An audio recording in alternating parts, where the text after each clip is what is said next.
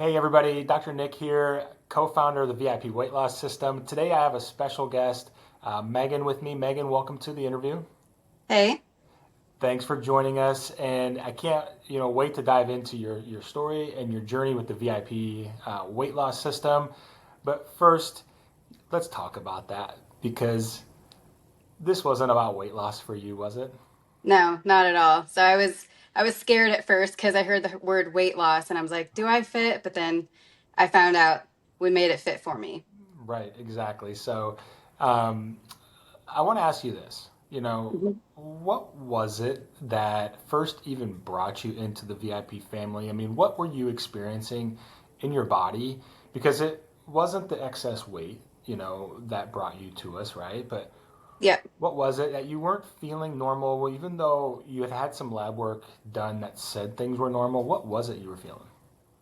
Yeah, now that I've been through it, I think what it was inflammation that I wasn't really sure that it was inflammation. So cyclically, I would get pain, typically like during ovulation or menstruation, and it wasn't your typical cramps. It wasn't that, but I think it was stemming from inflammation. So with that, I was also just feeling moody, sluggish, tired, all the things, not even being overweight, nothing like that. It didn't impact my day to day life. But the biggest thing was the pain cyclically and, low back pain, kind of going into not really cramps, but that type of a pain. And going to doctors and them telling me, oh, it's this, but all you can do is take birth control for that. And I was like, absolutely not. Yeah. So that was the biggest thing. And then knowing that I see you as a chiropractor, I think that I just had this trust in you that I was like, you've seen me for the last 5 years and I've talked about this for 5 years and it's just time to address it. Right. So, So you've been experiencing, these issues for how long? um, basically ever since I had my kid, so almost 4 years after pregnancy, basically, I started to experience it. That's when things shifted. Hmm. So, tell us a little bit more about what you were experiencing. Would you just say it was kind of like a bloating feeling deep in that pelvis area? I mean, can you be a little bit more specific about what some of the discomfort and pain you were feeling?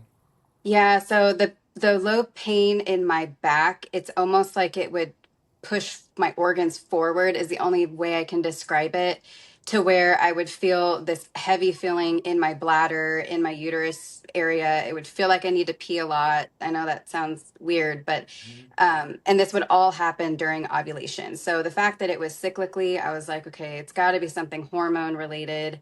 It's not such deep rooted pain that, the doctors were trying to tell me it's endometriosis. And I'm like, I know friends and people that have that. I'm like, it doesn't sound like that. Mhm. But yes, that like, it's just this deep pain in your back and then a bloated feeling that it doesn't hinder your life, but you're just like, it's kind of an annoyance. And you don't want to live on ibuprofen for the rest of your life, is essentially how I kept feeling. Right.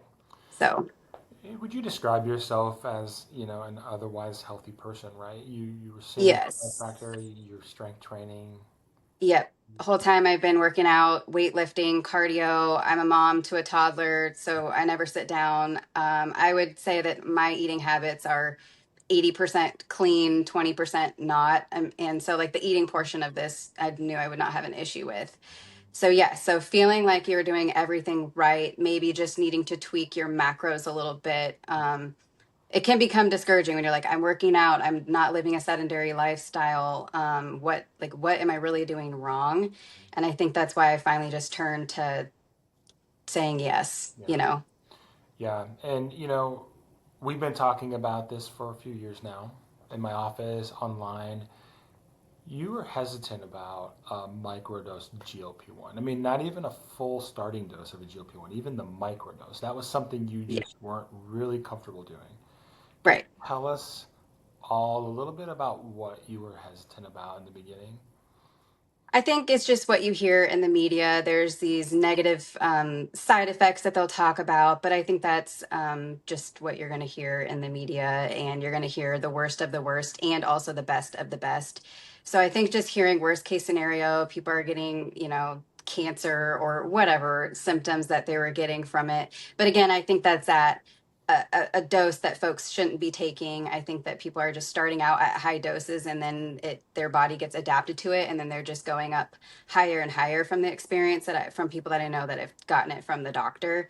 So, and then knowing me, I'm not a huge medicine person. I don't even like taking ibuprofen if I don't have to.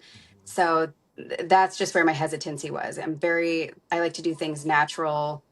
Um, don't like really putting anything in my body. So yes, I was a little bit hesitant just because of the fear mongering that you see in the media. For sure. And there's a ton of, Mhm. we call it clickbait, the Yeah, sensationalism of the media that wants to villainize, what we would consider a breakthrough in biotechnology. Now, yeah, we're talking microdosing, right? Now, just so yeah. people understand what microdosing is, we're talking 4 times less than the amount of even the starting This pound, starting. right? Is that what we started with? Or Yeah, 0.08. 1.08? Yep, Almost 3 times less than what the average person would even start on. right. Right? Yep, yep. So people understand, because I think that word's thrown around a lot, and we don't use that term loosely. When we say microdose, we are truly under the dose, because so Yeah, many people are on so much and too high, unnecessary, doses, and so yeah, become that hesitation, right? Probably because of the trust that you have in us and me, and yeah. and when we started that journey, I mean, and we had to make some. I remember we made some subtle shifts in your nutrition strategy. Yes, it was super solid, but what were some of the key changes do you remember making on the outset? And I remember you saying, "Wow, I'm already feeling different." Yeah. So first off, I would say I was eating real foods, but maybe too much fat. So we kind of reduced the fat throughout my whole day. Eating more frequently, starting my day with lemon water, and then starting my day with breakfast before eat or before even having coffee. Mhm. That was a huge thing. But then again, eating the every 3 to 4 hours. That was before even starting the GLP-1. That was just a huge shift right there, and then getting in more fiber. So I'd say those were the biggest things, just making sure I was getting more fiber, eating more frequently. I would say my protein wasn't terrible before, but reducing the fat a little bit Yeah, as well. those are incredible shifts. I mean, so many people they tell us I'm doing everything right. Yep, Most, yep. even you were so close. You're right there. You're doing so many things well, but like you said, Hmm. probably too high. Like the average American's way too high in their Yeah, dietary fat. Not that dietary fat's bad. We don't want to misunderstand that that's bad. It's good. It's just too much yep, can overwhelm the liver and the digestive system, which is so pivotal with hormone regulation, hormone balance. Second thing we worked on was meal timing and meal structure. What that yep, did is it just helped your body stay in better insulin rhythm throughout the day. yep, By balancing insulin and cortisol with meal timing, meal structure, and then that foundational microdose GLP-1, we were able to shift that that base level of inflammation in your body. yep. And I think that 100%. you felt And like restart. this week you were down like Yeah. you lost like 1.3 pounds, and you were like, "Holy crap! I don't want to lose any weight." But Yeah. you're like, because you don't have Yeah. much weight, you don't have any weight to lose. What was Right. that feeling like, and what do you think it really was you lost? I think it was all inflammation. And I think just from being an avid gym goer. I mean, I have my own gym at my house, but who doesn't look in the mirror when they're working out, right? And just looking at the results within like a week or two. And I know that sounds crazy that it happened in a week or two, but I'm like, I just feel less puffy and less bloated. But I'm like, I don't feel like I'm, shrinking away or anything, which is what I was scared of. I was like, I'm a small human being. I don't want to shrink away. But I think it blew my mind that I think we all are holding on to inflammation that we don't even know about, and it was like incredible. So after you So, lost those first couple weeks, you lost some inflammation, 1 to 3 pounds, yep. I think it was. Yeah. What was it like the rest of the journey for you? Yeah. And so just to reiterate, that was before even starting the GLP-1. So we can't contribute that to that, right? Like I think it was this revamping my metabolism was huge for me in my case. Mhm. And then what was the rest of your question? What was the journey like after those first formative weeks, after you made some of these shifts and the inflammation started coming off? Yeah. So I just started to feel better. I didn't continue to keep losing weight. I know that I thought if I was starting the GLP-1, I was like, oh my gosh, I'm going to lose like 10 pounds, you know. Nothing crazy happened. I had no side effects. I was not nauseous. In fact, I have actually been more hungry because I think I revamped my metabolism and I got that hunger cue back on. So it's like, oh, okay, I wake up and I'm hungry.